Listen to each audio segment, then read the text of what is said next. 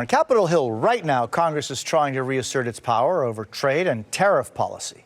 Republican Senator Chuck Grassley and Democrat Maria Cantwell are pushing a bipartisan proposal to have new tariffs expire after 60 days unless they are approved by Congress. And joining me now is Democratic Senator Maria Cantwell, the top Democrat on the Commerce Committee, as well as a member of the Finance Committee. Senator, thank you so much for your time. Really appreciate it. And it's so timely that we're talking about this. What would your proposal do?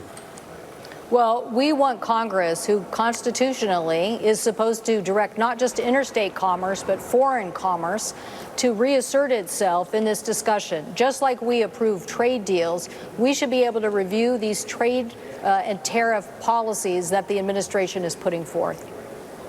Why is it that that has not been something Congress has been able or willing to do?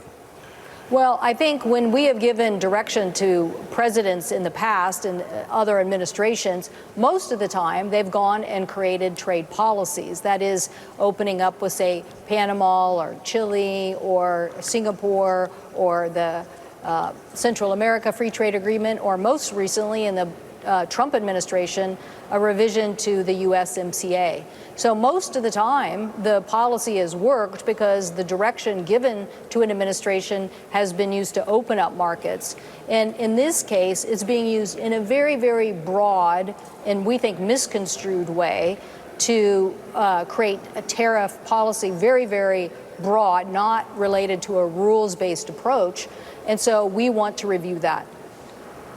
The fact that Senator Grassley has signed on to this, it's very clearly he is in the minority as far as Republican senators. But yesterday, 4 Republican senators did vote to stop the president's tariffs on Canada. Specifically, the House probably won't even take that up. What do you think about the odds of your proposal going forward? Well, the reason why Senator Grassley and I wanted to work together on a very thoughtful approach and why we kept it to the two of us is because as the ranking member on commerce, obviously I know a lot, and my state is a very big export commerce state.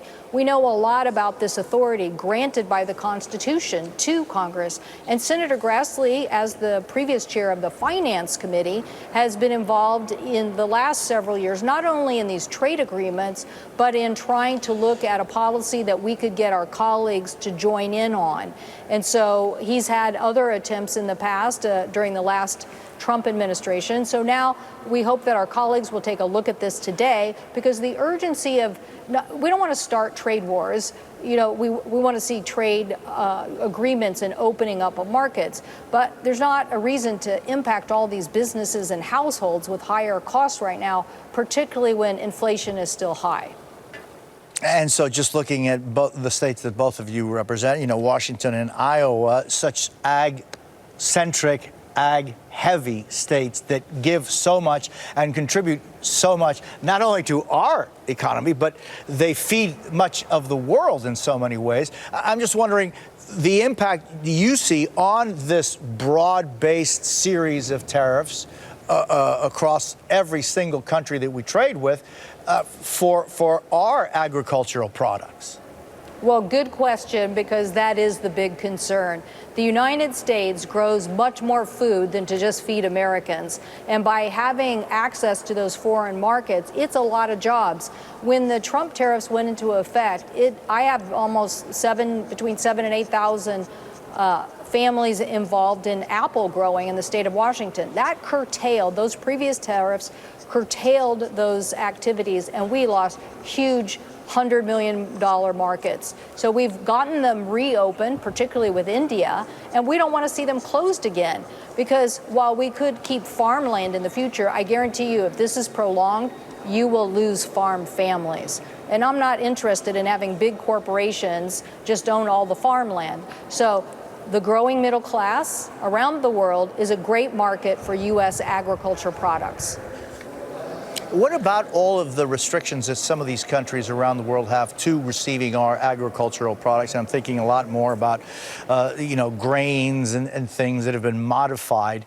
Is that kind of opposition to our agricultural products, something that could be negotiated when it's more than just an economic reason. They're defending it from American products for other reasons. Yes, and so that's why you need rules-based trade. You need to say, we are for opening these markets. Here are the rules and why trade agreements in the past. So in the Bush administration, we did some of these very big agreements, as I mentioned, Singapore, Peru, Chile, and guess what? They now have turned into being some of the biggest markets where we have more exports to those countries. And so that is what we need to be doing. But when you start a tariff war, the consequences to all of these growers in the meantime can mean huge disruption. And what I think we would like people to think about is that even the last administration, there had been a big change to today, where competition is happening much faster, where getting on the market shelves of some other country might prohibit us, even when the agreement's over with, to get access back to that market. So we don't want people realigning without us. We've been a great aligner. The United States has been the person that says, these are the rules, and this is what you should all follow, and let's go do this. And we want to keep building that.